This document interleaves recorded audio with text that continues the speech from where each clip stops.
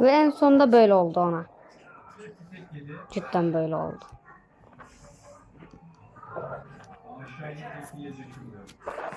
Bir kolu gitti. Bir kolu hala var. Kol yok artık. Kolsuz kaldı bu.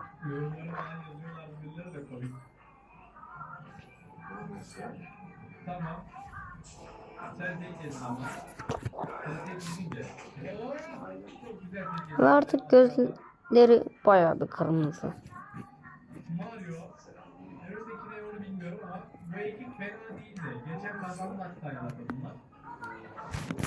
Nifas voyo, nifas voyo.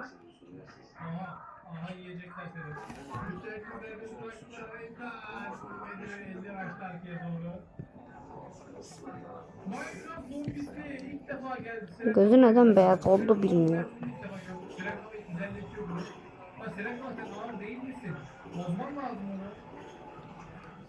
Nifas voyo. Ne ne ne.